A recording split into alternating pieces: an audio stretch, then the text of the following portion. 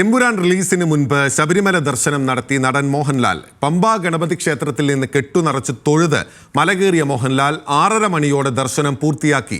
ശബരിമലയിൽ മമ്മൂട്ടിയുടെ പേരിലും വഴിപാട് നടത്തി. പടിപൂജ അടക്കമുള്ള ചടങ്ങുകളിൽ പങ്കെടുത്ത ശേഷം നാളെ പുലർച്ചെയാകും താരം മലയിറങ്ങുക. പമ്പ ഗണപതി ക്ഷേത്രത്തിൽ നിന്ന് കെട്ടുനിറച്ച മോഹൻലാൽ 1.5 മണിക്കൂർ സമയമെടുത്ത് സന്നിധാനത്തെത്തി. മലകയറ്റം പരമ്പരാഗത നീലിമല പാതയിലൂടെയായിരുന്നു. പോലീസ് ഉദ്യോഗസ്ഥർക്കൊപ്പം സാവധാനമുള്ള മലകയറ്റം. ഇടയ്ക്ക് സെൽഫി എടുക്കാൻ എത്തുന്നവർക്ക് നിന്നുകൊടുത്തു. ഇടയ്ക്കിടെ വിശ്രമിച്ചു.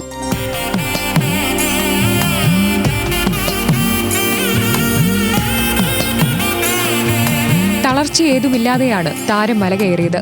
ശേഷം 18 പടികളും ചവിട്ടി സന്നിധാനത്തെത്തി. തുടർന്ന് 15 സെക്കൻഡോളം നീണ്ട ദർശനം.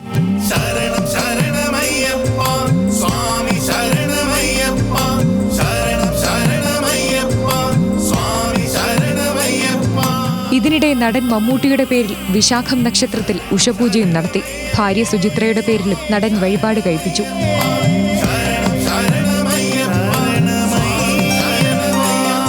ശേഷം ശബരിമല തന്ത്രിയെയും മറ്റുദ്യോഗസ്ഥരെയും കണ്ട് മുറിയിലേക്ക്.